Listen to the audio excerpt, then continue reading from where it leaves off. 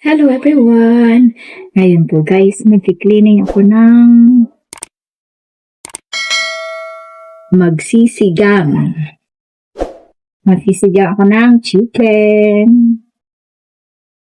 Yan, ang aking manggugulay, kangkong. Meron akong sibuyas, siling haba, chicken,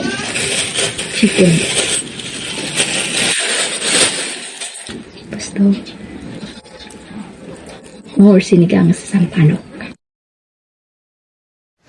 Lilinisan ko muna ang kangkong.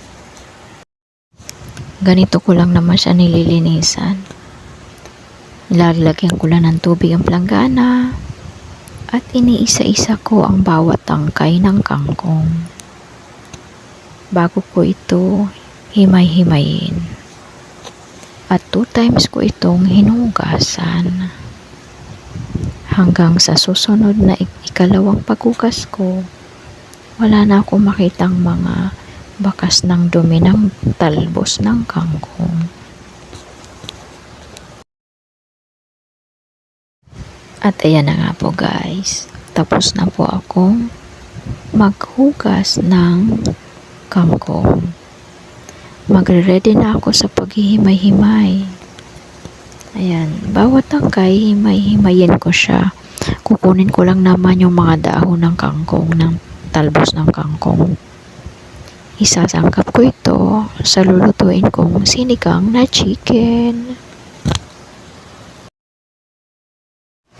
Hindi naman malaga na maraming sangkap ang aking hindi pala tinola, sinigang na chicken. Konting gulay lang, sapat na ang talbos ng kangkong, siling haba, at sibuyas, at pampalasa.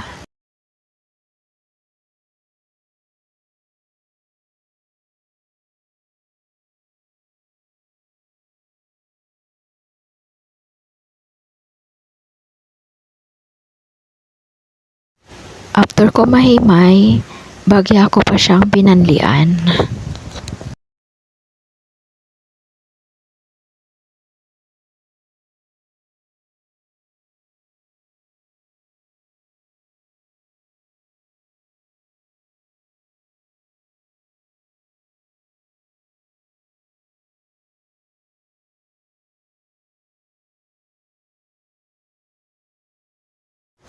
Ayan, after ko mahugasan ng mga gulay, susunod ko na mahugasan ay ang chicken. Ayan. Iisa-isahin ko lang siyang babanlawan. Charot. Parang naglalaba lang ng damit. Ayan, isa-isahin po natin. Medyo kakaibang sound effect ko guys. May background ako na umuubo.